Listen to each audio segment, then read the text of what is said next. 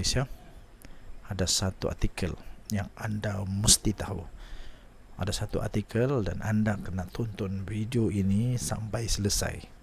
Kerana sekarang ini yang paling hangat diperkatakan, yang paling penting, yang paling menarik perhatian seluruh rakyat Malaysia, tidak kiralah anda memang sudah lama berpolitik, baru berpolitik, atau baru nak kenal tentang politik. Ini amat penting untuk anda tonton, kerana dengan ini anda akan mendapat pengetahuan, ilmu semasa apa sebenarnya yang sedang terjadi di dalam politik Malaysia, terutamanya yang berkaitan dengan yang paling panas, hangat diperkatakan sekarang, apalagi kalau bukan rasuah yang kononnya mahu diberikan kepada MP yang sedia menarik sokongan daripada Perdana Menteri Datuk Seri Anwar Ibrahim. Terbaru, ada pula dakwaan yang menyatakan bahawa ada parti yang menggunakan 1 bilion, cubaan menggunakan 1 bilion untuk membeli MP untuk jatuhkan kerajaan. Walaupun begitu, ini hanya dakwaan. Ini hanya satu dakwaan, persoalan yang perlu untuk disiasat oleh pihak tertentu. Pihak penguatkuasa, SPRM, pihak polis atau siapa saja perlu untuk menyiasat. Terbaru daripada harapandaily.com 9 Januari, siasat dakwaan PN guna 1 bilion beli MP untuk jatuhkan kerajaan. Ini permintaan untuk menyiasat, kerana setiausaha politik kepada Perdana Menteri menggesa satu siasatan perlu dilakukan terhadap dakwaan.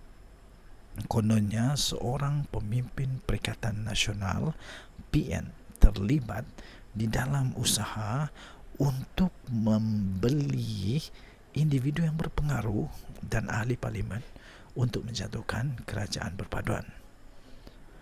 Dakwaan itu hadir selepas sebuah blog mendakwa pemimpin PN yang juga adalah seorang ahli parlimen telah menyediakan dana sebanyak 1 bilion untuk merasuah ahli parlimen kerajaan agar menarik balik sokongan terhadap Perdana Menteri.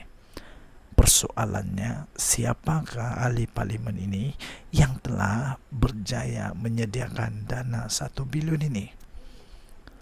Maknanya dia ini memang seorang yang sangat kaya raya, tidak akan kehabisan duit, terlalu banyak duit. Jadi harapan daripada setiausaha politik kepada Perdana Menteri ini ialah beliau berharap supaya pihak polis boleh menyiasat perkara ini jika benar. Katanya orang ramai sudah muak, betul, rakyat sudah muak dengan spekulasi ini. Kerajaan yang sedang bekerja keras sekarang ini untuk merangsang pemulihan ekonomi, katanya. Jadi dikala kerajaan sedang usaha untuk merangsang pemulihan ekonomi, untuk membantu rakyat, sibuk juga ada manusia yang mau menjatuhkan kerajaan. Jadi ini harus dihentikan.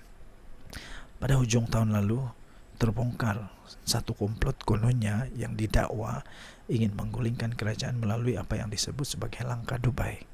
Gerakan itu dipercayai dirancang oleh sebahagian besar pemimpin Perikatan Nasional, dan ada dakwaan mengatakan ia turut membabitkan beberapa pemimpin Barisan Nasional. Walaupun begitu, sampai sekarang belum ada bukti yang benar-benar dapat menyokong dakwaan ini. Belum ada bukti yang dapat menyokong, belum ada bukti yang dapat menyatakan siapa sebenarnya. Jadi, adakah pemimpin BN benar-benar terbabit? Kita tidak pasti, kerana tidak ada bukti yang kukuh. Datuk Seri Anwar Ibrahim dan ahli parlimen kerajaan bagaimanapun enggan melayan segala rancangan itu. Saya setuju. Seperti apa yang ditulis oleh Sabuddin Husin, ini semua buang masa saja. Tidak mungkin akan berlaku. Ini hanya hayalan. Ini hanya gangguan mental saja. Tidak mungkin boleh. Denyut nadi suara rakyat bergema di channel ini. Bye-bye. Salam sejahtera Malaysia, denyut nadi suara rakyat bergema di channel ini. Jangan biar Papa Gomo gugat kestabilan negara. Itu kata seorang yang sudah cukup lama di dalam politik negara Malaysia, sejak dari pemerintahan Najib Razak lagi sehingga sekarang. Dia amat mengenali siapa Papa Gomo. Beliau pernah bersama-sama berkhidmat dengan Papa Gomo. Beliau juga pernah menjadi rakan karib kepada Papa Gomo satu ketika dahulu. Sekarang beliau sendirilah yang membongkar betapa bahayanya Papa Gomo ini kalau berterusan dibiarkan begitu saja. Menurut beliau, jangan biar Papa Gomo gugat kestabilan negara. Itu kata Luqman Nur Adam. Selagi blogger yang sekarang ini kontroversi, yaitu Wan Muhammad Azri Wan Daris atau dikenali sebagai Papa Gomo, tidak ditahan di bawah SOSMA, kerajaan yang stabil pun boleh tumbang akibat reka-rekaan ceritanya yang memperdaya ramai orang.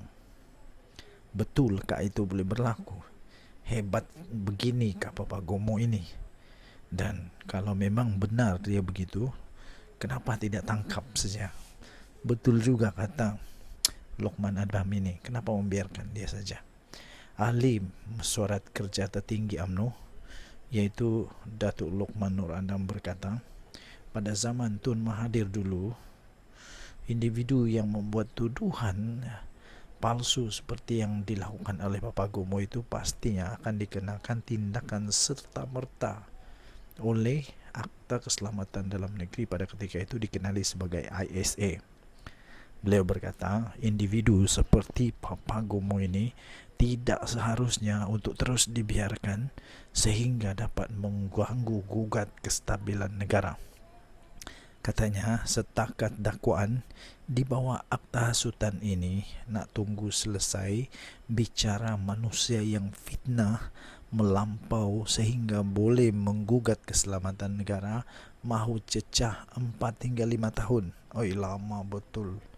Zaman Mahathir dulu manusia macam ini dah lama dalam ISA. Katanya lagi, selagi manusia macam ini tak kena SOSMA, silap-silap kerajaan yang stabil pun boleh tumbang, boleh benar-benar tumbang akibat ramai sangat yang percaya cerita rekaan tentang cyber upahan ini, katanya. Tak salah bagi kebebasan bersuara, kata Luqman Nur Adam, tapi membiarkan kebebasan memfitnah kerana mahu dilihat kononnya cuba melindungi hak bersuara bakal mengundang malapetaka, dan ini umpama menggali lubang kubur sendiri, katanya. Tambahnya lagi, sungguh pun PM berhak memaafkan dan tidak mengambil tindakan ke atas manusia-manusia yang memfitnah beliau ini. Janganlah pula hak rakyat untuk terus kekal menikmati kestabilan politik dan ekonomi dinafikan sehingga kita akhirnya kembali semula ke zaman kegelapan Perikatan Nasional, katanya di Facebook. Pada semalam, Papa Gomo mengaku tidak bersalah dan memohon dibicarakan atas pertuduhan menghasut di Facebook dengan mendakwa kerajaan sebagai pro-Israel. Wow, dahsyat. Mengikut pertuduhan, bekas Exco Pemuda UMNO itu didakwa menyebut kata-kata menghasut di laman Facebook Khalid Hamidi jam 1 tengah hari 8 November lalu, di mana kata-kata berkenaan dilihat oleh seorang lelaki yang dikenali sebagai Hisham Syahrudin, 42 tahun, di sebuah kondominium di Bukit Bintang. Kesalahan mengikut Seksyen 4-1-B Akta Hasutan 1948 dan iaitu dalam kurungan Akta 15 yang boleh dihukum. Mengikut Seksyen 4-1 Akta yang sama boleh membawa kepada denda tidak lebih daripada RM5,000 atau penjara maksimum 3 tahun atau kedua-duanya jika disabitkan kesalahan. Hakim kemudiannya telah membenarkan jaminan sebanyak RM7,000 Malaysia dengan seorang penjamin terhadap tertuduh, namun tidak menetapkan sebarang syarat tambahan. Denyut nadi suara rakyat bergema di channel ini. Kita jumpa lagi. Bye-bye.